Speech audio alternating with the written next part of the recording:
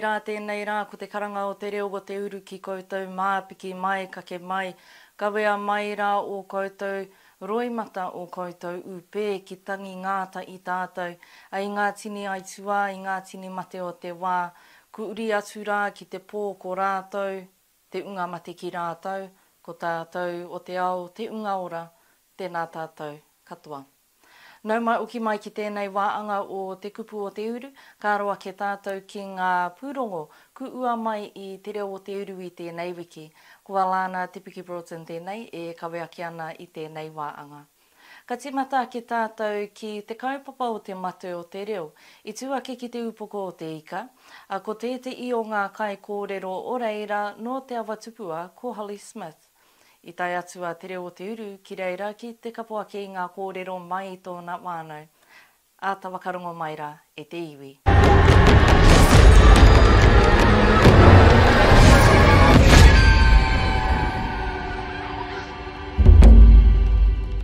E ia mano tāngata no te auauru i tai mai ki te puna kōrero ātau o Te Matoe o Te Reo, ki te upoko o te ika. Ka roa ki te muka nei o te taura uri o ine ngākau, ki a Hollie Smith, rātou ko tana wānau, i tai mai ki te kaupapa. Ko Hollie Smith o te whānau pohe o te awa, o te awa tupua. Ko mātou ko taku whānau tēnei, ko te oti tēnei, ko liki whinau tēnei taku hoa rangatira. E wānau reo toru tēnei nā, ko te reo Māori, me te reo tonga e mau nei a te oti, a e āhuatanga tēnei i a tawakaritea e ngā mātua i roto i ngā tau. E hara tāku i te reo te kāinga reo whakatupu me ki, he mea he reo tuku iho ki au, he no tāku he tuku iho ki aia, me te tautoko i te tuku iho tanga o ona reo e rua.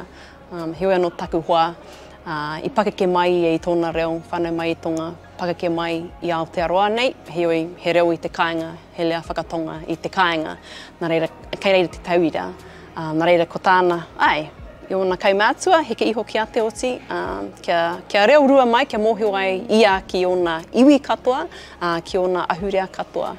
Engari, kua toru tau ana ki i tēnei wā. Ko hea hingoa? Tala hingoa? Ko te oti hai? Te tanga ko whangatanga whina. Io, na ko tau whiha ni? Tolu. Tau tolu. Ko wai o iwi? Ngā te tama kōpere. Me? No pāhemo. Me whanganui nui tonu? Me whanganui nui tonu. Ka pai te oti. Kato te oti. Kei oku taringa me oku ngutu anō hoki, e tehi o ngā mea hei whakamahi māku, hei rauemi me ki. Ka pānui puka puka ia pō. I think that maybe with the Tongan resources there's a definite deficit, a difference, that's something that we have to always try and figure out. Yeah, because puka puka is really good because we can just translate that. Well, I can translate that and just read it, but obviously with programs like Pipima and stuff, obviously you can't translate that on the fly. But those, I think, what a lot of, with the reo Māori learning and journey and all that, it really helps me and my commitment to my language with Te Oti and passing it on to him. Te kaumārima ngā kai kōrero i te rangi nei, ko Hollie Smith, te i o ngā mātanga reo ka waka ki i te pai kōrero ki tāna kauau mo te tukui otanga e ai ki tōna no ao. I taku kōrero i tēnei rā, i kōrero i whakataurite te ako o te reo me te hāngai ki tōna whakapapa. Yeah, I think a lot of those struggles that Hollie and her whānau have gone through with trying to maintain the language and retain it and grow it has been really a real eye-opener for myself. And I think a lot of Tongan speakers, and not just Tongan but Samoan, Fijian, who are trying to pass their languages on, can learn a lot from these types of symposiums. Ka tīmata i te kāinga kia mātou, kuira te wāhi e tai ana e mātou te āta whakarite i ngā mea katoa i tēnei wā e toru ana ki ona tau. Nā reira ko tāku ki aia, he tuku i te reo Māori ki aia, ko tāna pāpa, he kōrero lea whakatonga ki aia. So he has pancakes for breakfast on Saturdays usually. Yeah, just go through it. And then when I pick him up from school, I ask him what he did at school, and he just speaks that back in the language that he knows I speak. And if Hollie's there, he'll say it in Te Reo to her. So. Mirimiri a te taringa tamariki ki tōna no reo kia mārama tana aere i te ao uri nei. Alana Broughton, Te Reo o Te Uru.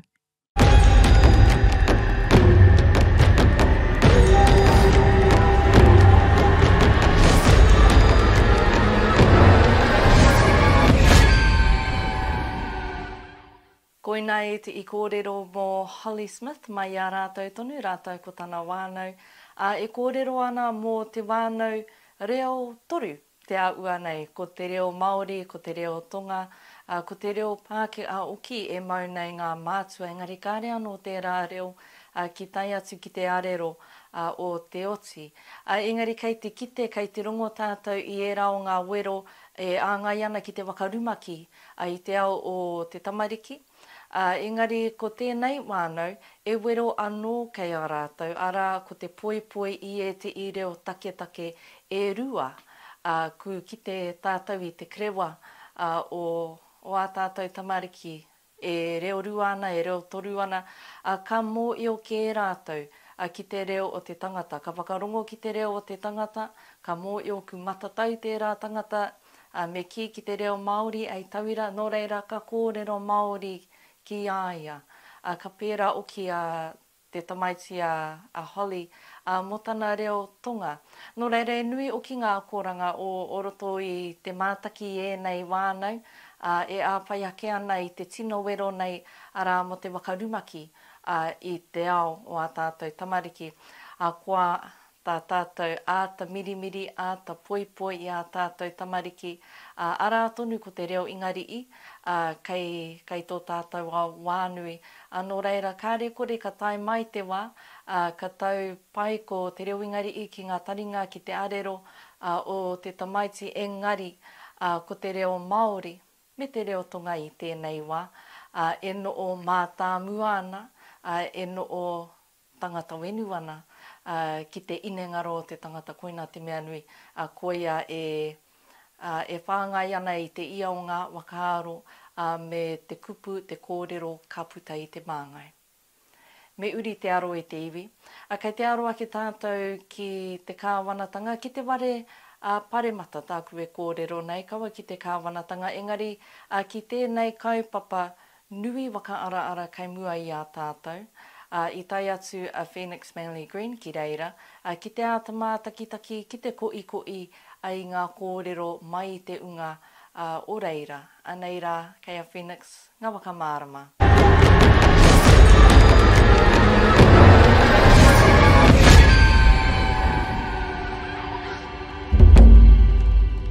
Ko ngā uri wakatipuranga o te Maunga tito e a tērā kwarau iri mai ki runga i te ware paremata. Ki te pānuitanga tuatai o te pire wakatupua mo te Kāhui tupua. E tupuna take te Maunga a koro taranaki. Ko te Kāhui tupua tērā i wawai neke atu i te ono tau kia whakamanatia te Te Kupu take rongo. I tērā tau i waito uia te kāwanatanga me te minita take wiriwiri tiriti o waitangi i tērā wā a Andrew Little i te Te Kupu take rongo. Ki Aotearoa marae ki roto i te iwi o Ngārua Inerangi me o wai marae ki roto i te iwi o te Ātiawa. I tēnei tau kua timata ngā whānuitanga o te pire wakatupua mo te Kāhui tupua ki roto i te ware paremata. Me rangi whakahirahira tēnei, nā te mea ko tēnei te pānuitanga tuatahi mo te pire whakatupua mo te Kāhui tupua. Ara i waitohungia e mātou ngā iwi o taranaki me te karauna i te Te Kupu take rongo i te rātou. I kuhu ana te pire ki ro paremata, tātari ana mo te pōtitanga āmotu, taino ki tēnei wā harikoa rawa. He rangi whakahirahira nā te mea ko tēnei te tīmatanga o te ara me kei o te pire, whai muri i te pire, me te whakamana i te pire, kua e te rā kaupapa. Ka whakatūrea ngā rawa kei roto i te Te Kupu take rongo. Hikakana te ngākau tuatahi nei, kua tai mai tātou ki tēnei pānuitanga tuatahi. Nā roto i te uriringa mō ngā tau ono utu, tātou e pakanga nui. Mō a tātou reo, katahi te reo ki te mana o tō tātou taueke o tira, ko te reo o ngā tangata kua ka tīnana tia nei no reira.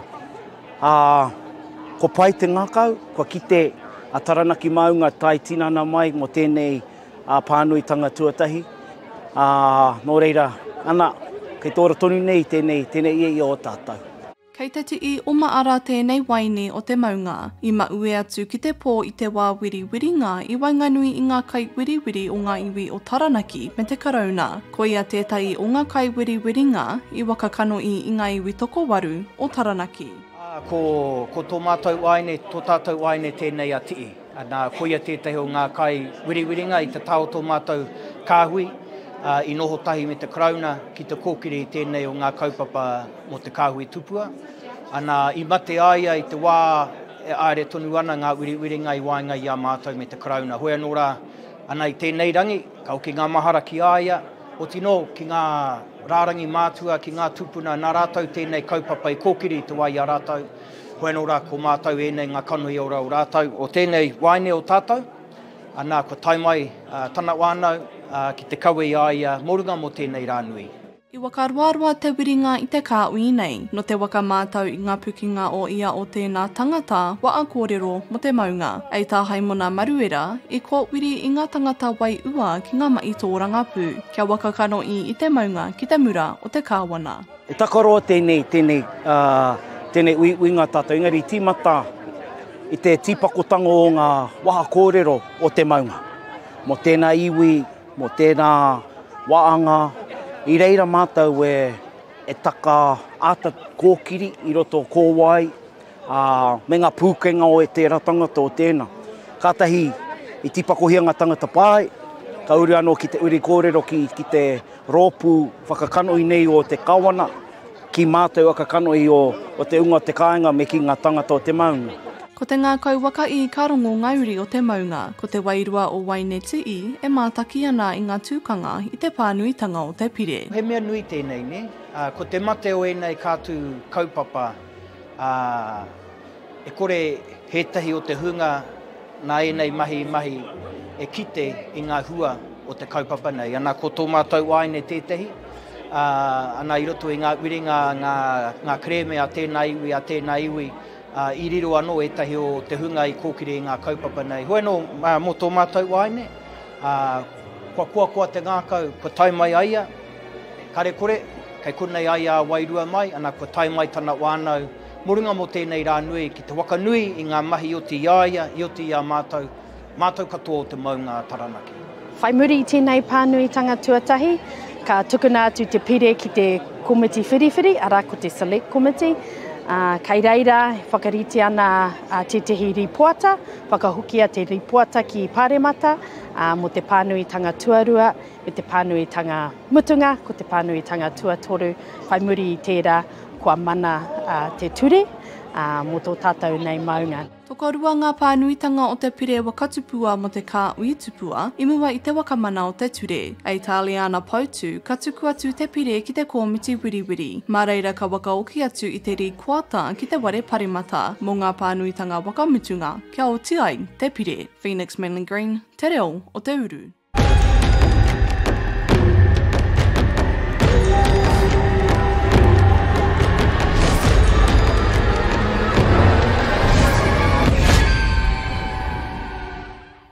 Tēnā koe Phoenix I ngā kōrero mō te pire wakatupua mō te Kāhui tupua me te pānui tuatai ki te ware pare mata I te wiki ku I pānei. E rongo ana I te koa, e rongo ana I te ari o te iwi, te iwi wānui o ki tāku e kōrero nei.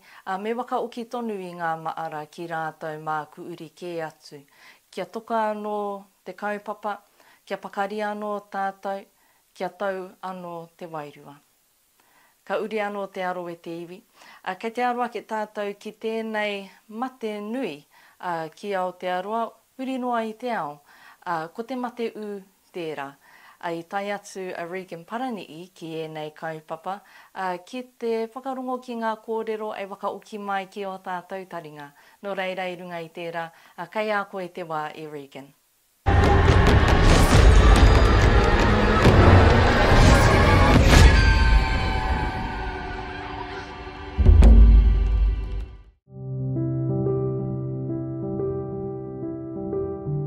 He were tēnei māwhero e poro whawhai ana te motu me te wawatanui kia tuku aroa e hāngai pū ana ki te mate u.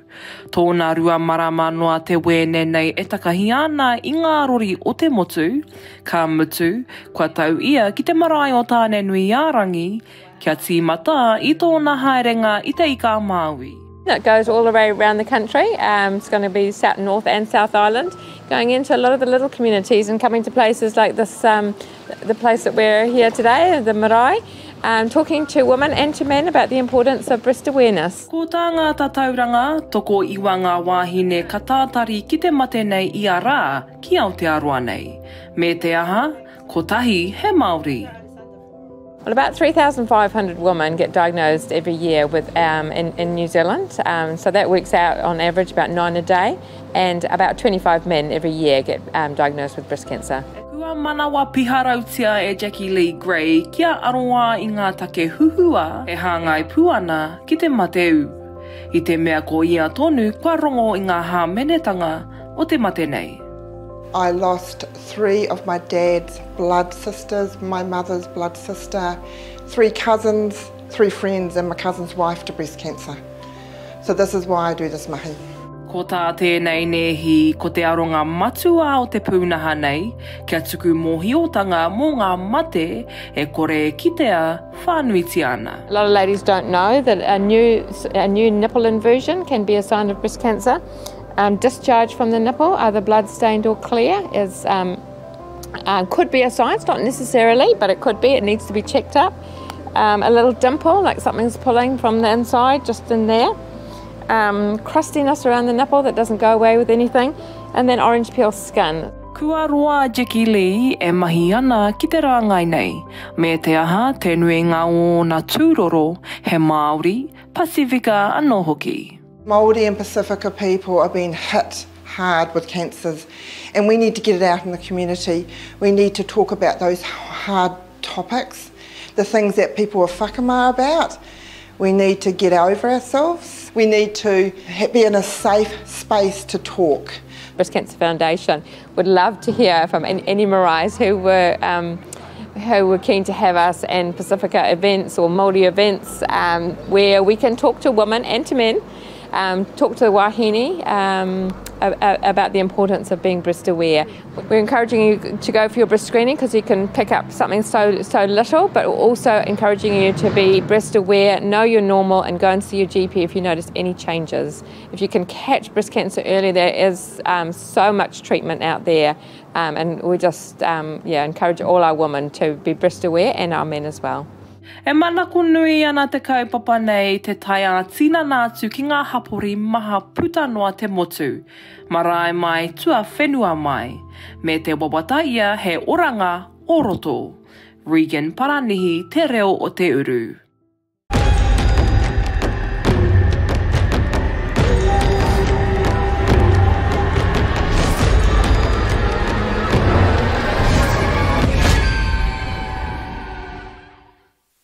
Kei te mihi atu e Regan, tēnā koe ai ngā kōrero e āngai ana ki te mate u, e a ua te kōrero, te wānanga i ēnei kōrero, engari me kōrero ia ēnei kōrero, me wānanga ia i wainga i a tātou anō, mena e a wangawanga, mena kāre i te mōio, me kōrero tātou, me nui tonu te kōrero.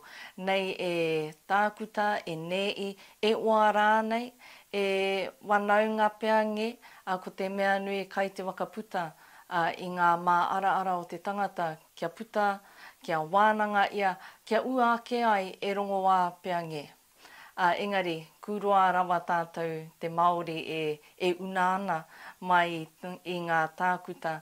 Kuroa uki tātou e āpai ake ana i ngā taumaatanga, i ngā mate, i ngā māwiwitanga, nō reira kutai te wā, me uri e te io ngā wakaro, e te io ngā wakapono, e te io ngā mai, i runga i tērā, kia mau, kia u, wāine mā tatu atu ki koutou tāne mā, e mate tēnei ka pā atu ki tēnā, wāine mai, tāne mai. Ka uri anō te aro e te iwi, kei te aro ake tātou ki te ao a kinakina. Ki ngā wakataitai a kinakina mō ngā kura kaupapa Māori, I tai atu Phoenix Manly Green ki reira, ki te wakarongo, ki te ikaka o te ngā kaurangatai, me te kapo mai ai ngā kōrero kia ua ki ai ko te pūrongo e wai ake nei.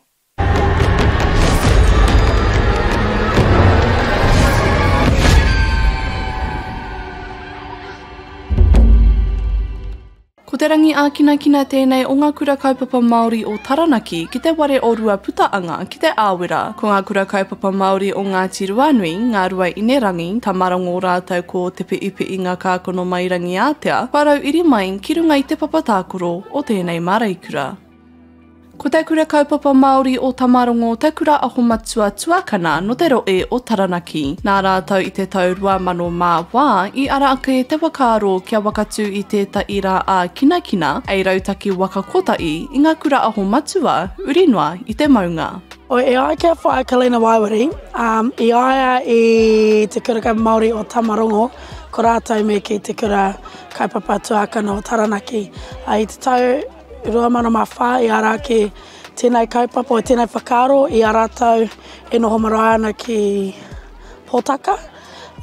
Kāore ngā kura o aua wā i te tino whai wā ki te tū hono atu. Kāore ngā tamariki o ngā kura kaupapa i tēnei rohe i mōhio ki a rātano. Nā reira, i me mai ia i toko ake te whakaro i tā rātou i tā Tamarongo noho marae, kātai ka kawea te whakaro ki ngā kura kaupapa Māori e toru, ara ko ruahine ko ruanui ko mātai hoki o rangi ātea i whakaitia, nā reire whakatūria te kaupapa tuatai ki roto o Pinaki. Tino rātou ki enei kaupapa, ngā te mea e tae ana te whakawhanaunga ki o mātou hoa, mai ngā kura ahumatua katoa, mai Taranaki hoki. Aakua e rangi waka wanaungatanga te rā a kinakina o ngā kura ahumatua o Taranaki, ei tā tētahi o ngā tauira no te kura kaupapa Māori o ngā tirohanga, e rangi wakataitai tonu tēnei kaupapa. He whakataitai tēnei, kia hau, ki toki tīma. Engari, he pai ngā kare arato katoa kua rongo ahau mō tēnei haura ko tākaro. Nā matua BJ te mauri o te kaupapa i wakairo ai tokotoko, i mua i tōna mauetanga ki te pō, ei tā tōna ipo a Waiakalina Waiwiri no te kura kaupapa Māori o te piipi i ngā kākono mairangi ātea, e tokotoko e wakaua i te mauri o tēnei kaupapa mō ngā kura homatua. Nā matua BJ tāna hoa, tāne matua BJ hetat, te tokotoko i whakaro, i koha mai ki te kaupapa, hei tohu i te ora o tēnei kaupapa. Nā reira, ko e nei te tau, ko roa te kautau tēnei kaupapa e tū ana, i te wao kauwiri moe tei tau, ngari ngā tirohanga tēnei tau whakahaere, hei te poro ake ka tuku mai te mauri kia mātou o rangi ātea, o te piipi ngā kākono mai rangi ātea. Hei tērā tau pia ka ara ki tēnei kaupapa no. Me haere tonu e nei kaupapa hei tau kotahi mātou o ngā kura Māori o te Kāhui Maunga, kia āhua hanga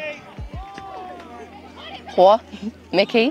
E wawata nui mō ngā uri tipuranga o Taranaki kia ono mai ko ngā kura aho matua katoa o te Kāhui Maunga ki enei momo kaupapa. Kia ki te oki i e tai kura atu i te aho matua, kia waia aere te ononga o ngā kura katoa o te Kāhui Maunga kia rātou anō.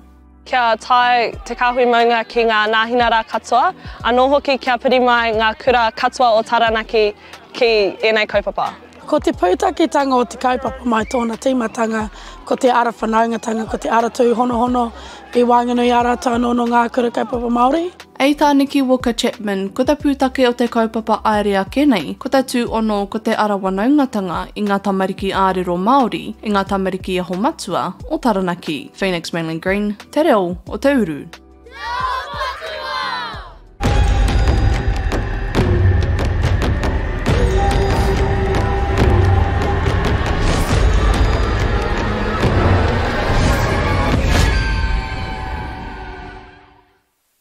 Kia ora rā e Phoenix. Mā te ake atu a tātou tamariki e I kaka ai ki te I kaupapa. Tukuna e utu pōro, mea tia e wakataetai ana ku tai atu te tini, te mano a tātou tamariki a tātou rangatai. Engari e ka arongo ana I te kaupapa o te rangira ara ko te whakamanaungatanga, ko te tui I ngā ere kia mau, kia ita, ko a tātou, ko ngā kaiako e kōrero pērā ana, engari kei te rongo I te pono I te mea, kei te puta pērā mai I ngā māngai o te unga rangatai, kei te kōrero mō te ia whai oa, kia mō I o te tangata, ki ea, akua ki ea aere ai aia, tērā pia, kei te mō I o ki e te I tangata, e te I tāngata, e no ana ki reira, e manaaki I a koe anō. Kei te rongo I te tūturu ki te kaupapa, me tēnei mea te wakataetai, e no o mātā muri ana ki tēnei mea tino o tai. Kei te uri anō te aro e te iwi, kei te aro ake tātou ki te pūrongo wakamutunga o te wiki nei, ki tēnei āpū oko kawhe, ko Little Campus Cafe te ingoa. Ata wakarongo mai.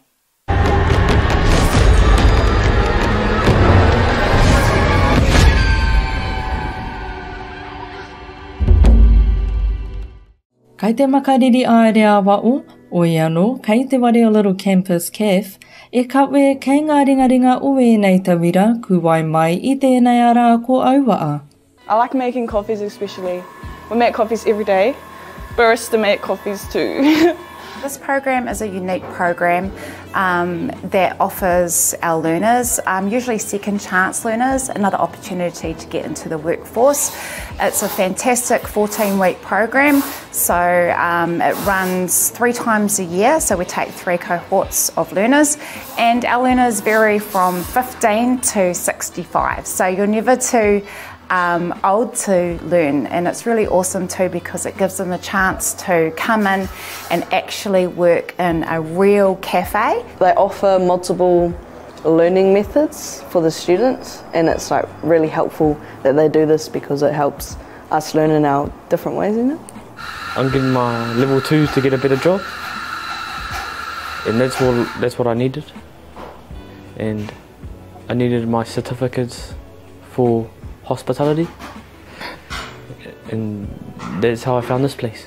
Te kaumaono ki te kaumawetu ngā tau o nei tawira, engari e nui tonu ngā mai o I ara, I a rātou e wai ana I te ara nei. I had to move from my siblings in Fielding. I stopped looking after them to come to course. We go so far as to pick them up and drop them off, so that makes sure that they can get here.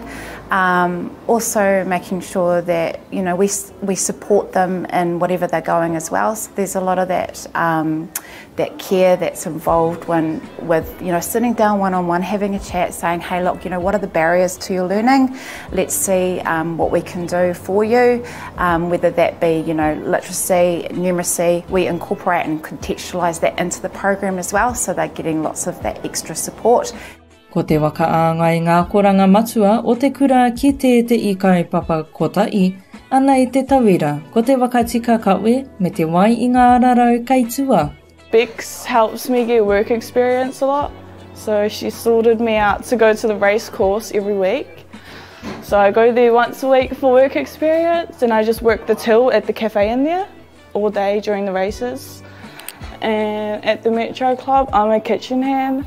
So I just do the dishes, make salads, desserts, anything that they need me to do. I can get my bar manager's license and all of that through the race course. So if they see potential in you, they'll take you and pay for all of your bar stuff, so you can get behind the bar. I currently work at Metro Club over by the courthouse in Whanganui, and I also do bubble tea at the Saturday markets. It's so cool because sometimes you head out there and they're actually working and they're serving you coffee, and it's just such a cool thing to see. Probably further down, I want to work like out of town, like a cafe out of town. The big cities like Auckland and Wellington, it's more around learning those essential life skills that you need, that you can not only use when you're getting a job, but you can use at home as well. E tūwerānanga toa ki Little Campus ki te tuatai o Mei, Alana Broughton, Te Reo o Te Uru.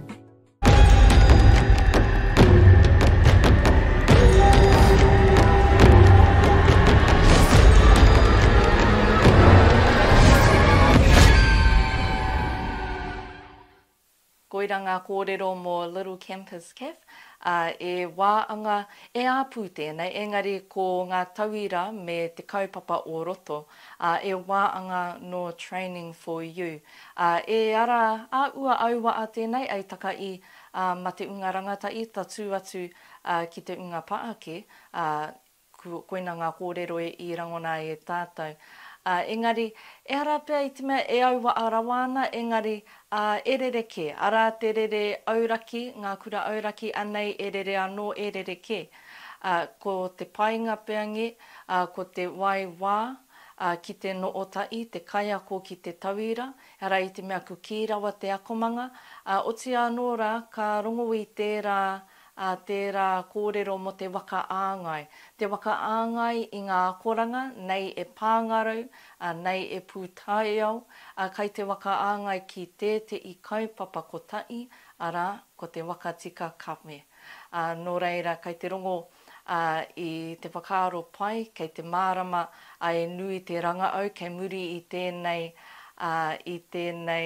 wakatau, mo te āua ki te wakaako.